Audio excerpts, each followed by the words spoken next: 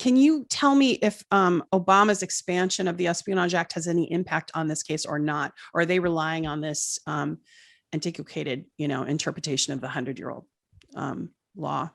Well, okay, so let's see. Because Obama The expanded, Nixon, as you know.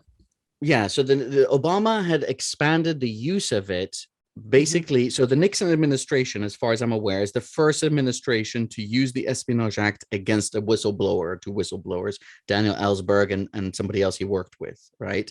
And the Mhm. only reason that case failed, as I note in the interview, is because of all the illegality that was exposed during the trial that got to the judge's attention. I mean, they broke into his psychiatrist's office to find material to blackmail him Mhm. with various right-wing Cuban Miamians, who I'm pretty sure are linked to Watergate as well, and possibly the assassination of JFK. That's another story. But I don't know if you know of the link between the plumbers and Yes. anyway, that's a whole Mhm. other story Yeah. Mhm. that people can I'm look aware into. of They can it. read The Devil's Chessboard Mhm. by Talbot. And so, oh, and in the end, I think L. Rickman, who was he? What was his position in the Nixon administration? I can't remember what his cabinet position was, but he apparently had gone to the judge at one point when it looked like the Mhm. case was going to fall apart, Mhm. and said, "We'll make you FBI director. Nixon will appoint you FBI director if you keep this case going." And Okay. amazingly, because they knew this is something he wanted to be Mhm. FBI director apparently, and amazingly, this judge ended up saying, okay, this case has been poisoned beyond repair. People can go and find a very small quote. And he just dismisses the case. But had it not been for that, the case Mhm. would have continued and he would have had no defense, because whenever he tried to speak on the stand to say, this is why I did what I did, the prosecution got Mhm. up and said, objection, his motivations are irrelevant. And the judge would say, Mhm. sustained, right? There is no, intent. This is a strict liability offense. There's what you intended. It doesn't matter. And When and he tried this to is say, why this is why Edward Snowden, excuse me for interrupting, but yeah, this is exactly why Edward Snowden will not, want to come back to the United States to deal with, he's charged under the same laws Mhm. in the Mhm. same district, the Eastern District of Virginia, originally by the Right. same prosecutor, I think, as well, which is the Mhm. same district where Julian Assange is charged. Eastern District of Virginia is Right. where people, the only employers are the national security states. Nobody else lives there, or family Mhm. members of Mhm. people Mhm. who work there, or retirees of people who work there. Right. CIA, FBI, Homeland Security, the Pentagon, various mercenary or private military contractor firms, whatever you want to call them, Right. and Right. Right. various other like Lockheed Martin type places. And that's it. Nobody else lives there for any other reason. So that's where his jury's coming from. So it's a Mhm. jury.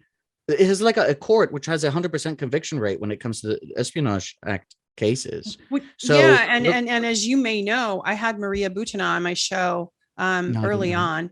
Yeah, and she discussed just why she took the guilty plea for a technicality of not registering, because a jury trial, she was, it just wouldn't have worked, and kind of the same reason. So, but she described the harsh prison. He would be going to the same facility that Maria Butina was in, and she described being held in solitary and all What the was that? ADX stuff Florence or apparently. And she described horrific kind of experiences with solitary and other things. There's a good article that and I'm forgetting, I'm sorry, the outlet I'm blanking, but it's The Spy Who Wasn't. In other words, they kind of went through and kind of showed how she was just kind of thrown under the bus. But go on with what you were saying as far as like how this expansion kind of, yes. yes, So linked. Nixon. So originally, so this is supposedly about defending against espionage, but was Mhm. primarily used. I mean, more used against people during Woodrow Wilson's time who opposed First World War involvement than anyone Mhm. else. I mean, like I said, 3,000 convictions. Then there, it kind of like gets mothballed, this law, if you like, not mothballed, but I mean, kind of forgotten about. Maybe it's Right. used a couple times against people who are actually maybe selling state secrets, Mhm. right? Mhm. And then Nixon uses it against Ellsberg and what's his name, this other guy. Then with Ellsberg, it's wrong that I can't remember his name, but I apologize. Okay, it's okay. um, then a couple decades later, Obama is president, Mhm. and you've got a number of whistleblowers from the Bush era, and it's going into the Obama era. So like Bill Binney from the NSA. Um, Mhm. oh, there was somebody else whose name. Daniel Hale reported about the drones, 90% Daniel Hale, that's visibility. much more recent though. Daniel Hale, Yeah. that's under Obama. So I think Oh, if I okay. recall, Okay. Daniel You're Hale going under back. Obama Oh, or no. Trump. Okay. That's So Obama. you had a couple Obama. who were Hmm. blowing the whistle during the Bush era. Then Hmm. Obama comes in, supposedly on a hope and change platform. Well, not Right. supposedly, on a hope and change platform. And he Hmm. himself is a constitutional law professor. I remember lots of people made a big deal about that when Yes. I was pointing out. I was like, yeah, but most members of Congress are lawyers. It's normal in the US and in Britain for many members of Congress or of the legislature to have law degrees, Right. right? And But anyway, he then ends up him and Eric Holder, the Attorney General, who Hmm. was assistant AG under Clinton previously. So loads of the Obama people come from the Clinton Hmm. administration, previous Clinton administration. Um, and they end up ratcheting up. They use the Espionage Act more often to go after whistleblowers than all other presidents combined. And that's partially misleading statistics simply because very few previous presidencies had actually used the Espionage Act to go after leakers and whistleblowers. Does that make sense? Right. So he Yeah. just took that and he expanded it massively. And they also started to target journalists as well and threatened them, with these kind of these charges hanging over their head. If Julian is actually taken over to the United States, he will and is prosecuted, he'll be the very first publisher that is prosecuted under the Espionage Act for publishing documents that were leaked to them, not under the basis that they stole them or hacked them, simply Mhm. for receiving and obtaining documents without authorization, So does that which is bring shocking. every single journalist, regardless of the outlet, under scrutiny if this is the kind of precedent that they're trying to set here with this case? Well, as a matter of precedent, if you're able to prosecute and convict them for publishing documents leaked to them, then you can do that to Mhm. anybody, US Right. citizen or not. Okay, granted, they're trying to argue that because he's not a US citizen, he's not entitled to protections under the First Amendment. They explicitly argued that in But he court, shouldn't which be called in anyway. That's yeah, the but he should that's be the circle. subjected to criminal laws. Oh The my thing about how God. Kafkaesque that is. Yeah. That's we're basically saying Yes. our lies, our It's a criminal catch laws 22.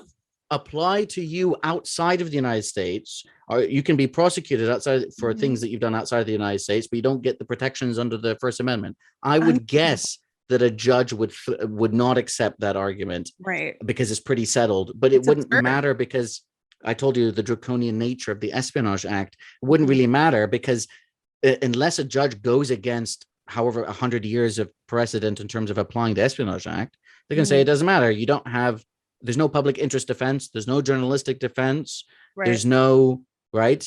So I Mhm. mean, he could be convicted, and then it could be a whole series of appeals. Right. But first of all, look at the courts of who the judges that are in court right Right. now. I mean, it's a pretty reactionary sets of judges, Mhm. loads of them in the federal system and going up to the Supreme Court. Second of all, like this could take years and years, and he could end up being suicided while in prison, right, Yeah. in the United States. So it's the Yeah. key thing is no one should have to be subjected to this prosecution on this basis on the first place. How would you like it if you publish something based on hacked or leaked documents Mhm. that were, or you, when I mean you, I mean the general viewer, Right. what have you, Right. American, Mhm. from the Chinese state, say, exposing Chinese alleged or real Chinese abuses, and then you're traveling to a country with an extradition treaty with China, and then all of a sudden you find yourself under arrest for violating Chinese espionage laws, facing up to Stunning. 170 years in prison, which is what Julian faces in terms of the maximum. So It's that is the reality of what's going on. People just Mhm. don't seem to fully grasp that. They think it's got to do with the DNC or the 2016 election. Some of them seem to think of that because of No. the nature Yeah. of the reporting for the last few years implied that heavily, but it has got nothing to do with that. Never did. In fact, the Mueller report concluded explicitly they had no evidence that could substantiate that WikiLeaks or Julian Assange knew of or was, quote, willfully blind to any conspiracy between Russia, Trump, etc. So their publication of documents, they said they could not. And if you know anything about US conspiracy laws, they are very Yeah. broad in terms of how they can Yes. grab you in. And I Right. wrote a They can piece at the net you. time saying that the Mueller report said this, but it was redacted. So when it first came out, the public version, okay, the senators saw it, the Mhm. congressmen who had access to the full version saw it, but it wasn't until they were sued and then sued and forced by a court to unredact because you didn't know what was redacted. You just knew something was redacted.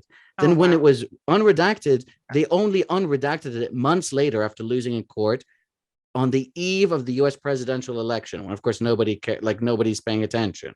And there was Right. barely any reporting on it. And I wrote a piece, but I wrote it for at Sputnik at the time. And of course, Sputnik being partially funded by Russian foreign ministry, I think it's the foreign ministry, at least indirectly, and ads. Now people can't even see it. They'd have to use like a VPN. Perhaps Americans can, but in this country, You can Sputnik is see, blocked. yeah, you can see Sputnik. It is censored. I used to write opinion pieces for RT. You can still find them on Odyssey and Rumble. Unfortunately, yeah, the censorship has gotten to the point where there's really no balance to the narrative in the Western lens. And in England, I know that they pulled RT's license completely. Which is, the legality of that, I'm not sure.